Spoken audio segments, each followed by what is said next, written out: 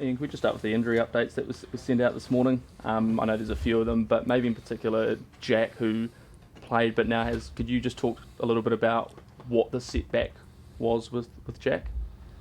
It wasn't a setback from the weekend. He's just playing with a niggly knee, and so he's come through that. Still a lot of swelling, so they've assessed it and decided it looks like there's going to be a knee tidy up going on in there. So don't know exactly what the tidy up is.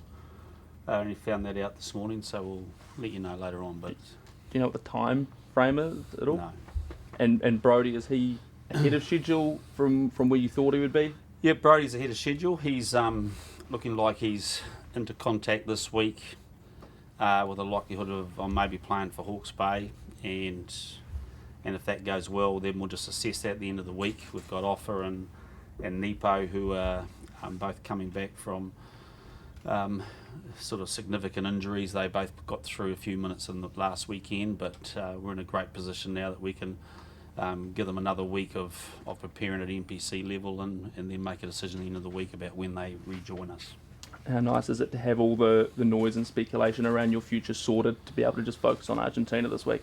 Oh, look, it's all about, like I said at the time, it's all about this team and getting the right environment for it to prepare well. And the 2 weeks in South Africa was whilst it was a noisy time, it was also a fantastic time for the team. And I think we learned a lot about ourselves, and we want to own our part of everything, and we know we wanted to get better. So we saw that, we saw a great desire to do that, and this week we just got to make sure we continue against what's a very strong Argentinian team. Does it feel like a weight's been lifted off your shoulders at all? No, another test. Do you think you'll feel the love here in Christchurch, Ian? Oh, I'm not sure. It's great to be here.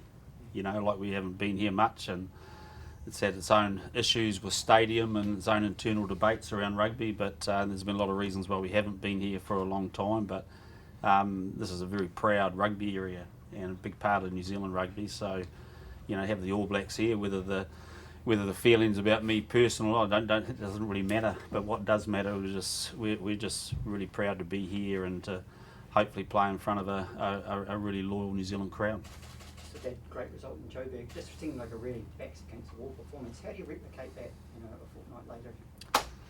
Yeah, well, I think it's. I don't think it was a one-off, that game, Richard. I think the 2 weeks before that I think we really led by the leaders and the team about really try to drive how we prepare at a deeper level, and so certainly there was a bit of adversity we were going through, but I think we learned a lot about ourselves in those couple of weeks, and the fact we got a result was pleasing. But when you pull the game apart, there's still areas that we know we've got to get better in, and so we've got plenty of motivation to make sure that we don't rest on those laurels.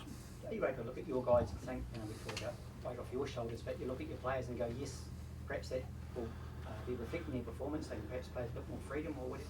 Yeah, look, I'm not sure about what we're talking about with weight off shoulders, because this is international sport. There's always plenty of there's plenty of tenseness and plenty of pressure around playing for the All Blacks, but it's learning how to deal with that, and it comes in different forms and different shapes, and sometimes it's geared at people, sometimes it's geared at performance, but you just got to keep embracing that, and we know that one win doesn't mean a lot, that we just want to keep growing and keep climbing through this year. So we've got a championship we want to win, and pretty focused on that. You've got some newfound depth at prop. What's your message to the likes of Offa and Netball as they have another week of NPC? Well, they're in a return to play mode, and so like they're both sort of with knees and necks. It's really important that we get those 100%. But at the same side is that a couple of guys have come in and played really, really well, and so clearly there's when you get an opportunity, we ask players to take it. I thought both Tyrell and Fletcher took it and played really, really well. So, but for Offa and Nepo particularly now, the key thing is they get their body right, and we're in a great position. Like last year, we had to return players into the international level with no rugby background because we were away. This year we got the luxury, I guess, of playing them through the NPC, and we'll carry on doing that. What did you see from some of those other players that perhaps haven't had much game time in the last few months? since Super over the weekend when they got their opportunities? Yeah, to be fair, I haven't seen all of it. It's quite a busy weekend to watch all that, but we've got coaches who are looking at different players.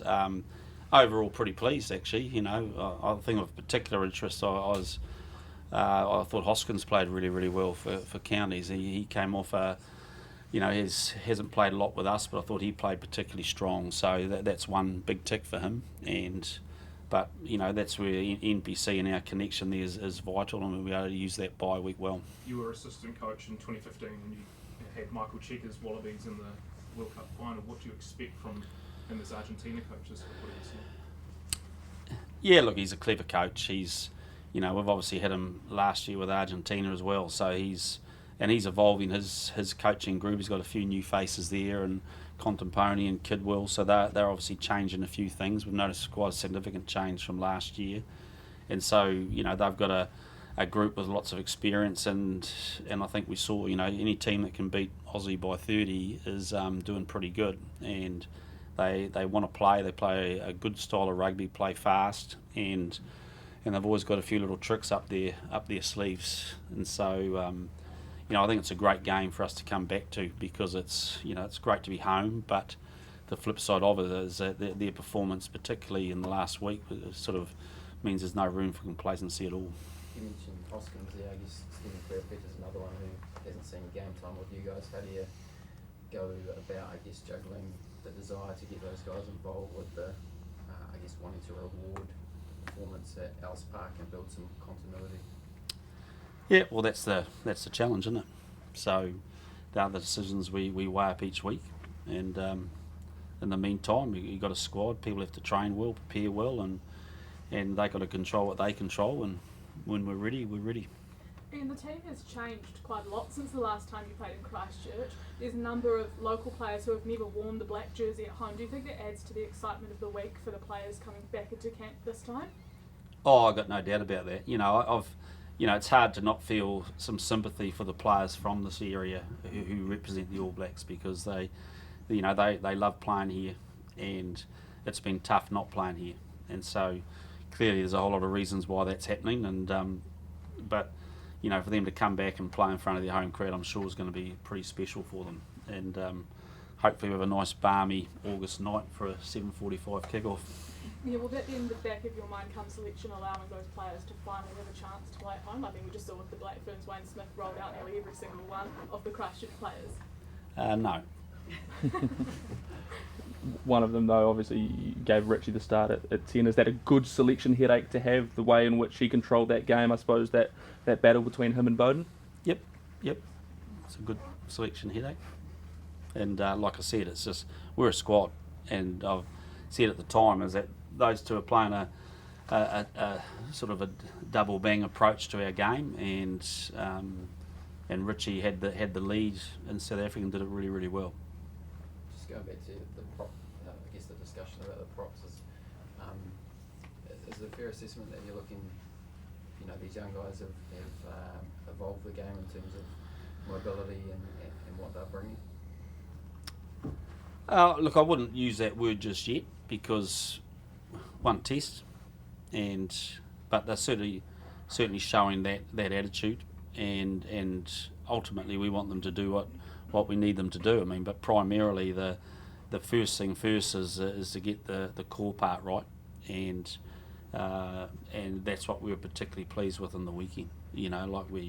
We scrum well. We gave a couple of scrum penalties in the second half, which was disappointing, and we've got to be better than that, because that's part of South Africans' DNA, is to try to scrum you in the second half, and they got reward for that. But so we've still got a bit of growth to do in that space, but promising signs.